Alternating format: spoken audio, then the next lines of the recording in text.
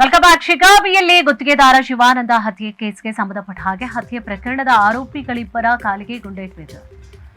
ಅಶ್ರಫ್ ನಾಗರಾಜ್ ಕಾಲಿಗೆ ಗುಂಡೇಟು ಬಿದ್ದಿದೆ. ಬಂಧಿಸಿ ಕರೆತರುವಾಗ ಪೊಲೀಸರ ಮೇಲೆ ಹಲ್ಲೆಗೆ ಯತ್ನ ಮಾಡಿದ್ದಾರೆ. ಆತ್ಮರಕ್ಷಣೆಗೋಸ್ಕರ ಆರೋಪಿಗಳಿಗೆ ಗುಂಡೇಟು ತಗುಲಿದೆ.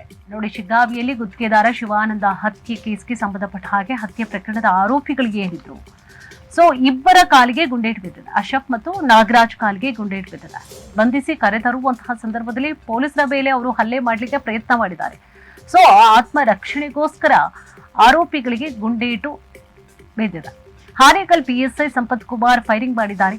ಗುಂಡೂಜಿ ಹೊಲಿಯಲ್ಲಿ ಆರೋಪಿಗಳ ಕಾಲಿಗೆ ಗುಂಡೇಟು ತಗುಲಿದೆ.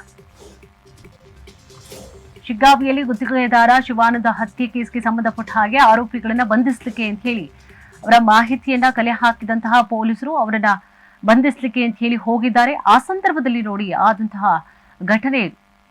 ಅಶ್ರಫ್ ನಾಗರಾಜ್ ಕಾಲಿಗೆ ಗುಂಡೇಟು ತಗುಲಿದೆ. ಅಂದ್ರೆ ತಮ್ಮ ಆತ್ಮ ರಕ್ಷಣೆಗೋಸ್ಕರ ಅವ್ರು ಫೈರ್ ಮಾಡಲೇಬೇಕಾಯ್ತು. ಪೊಲೀಸರ ಮೇಲೆ ಹಲ್ಲೆ ಮಾಡ್ಲಿಕ್ಕೆ ಅವರು ಯತ್ನ ಮಾಡ್ತಾರೆ. ಸೊ ಆತ್ಮರಕ್ಷಣೆ ಮಾಡ್ಕೊಳ್ಬೇಕಿತ್ತು. ಸೊ ಆ ಒಂದು ಕಾರಣವಾಗಿ ಅವರು ಫೈರಿಂಗ್ ಮಾಡಿದ್ದಾರೆ. ಹಾನಗಲ್ ಪಿಎಸ್ಐ ಸಂಪತ್ ಕುಮಾರ್ ಫೈರಿಂಗ್ ಮಾಡ್ತಾರೆ. ಕುಂಡೋಜಿ ಬಳಿಯಲ್ಲಿ ಆರೋಪಿಗಳ ಕಾಲಿಗೆ ಗುಂಡೇಟು ತಗಲಿದೆ.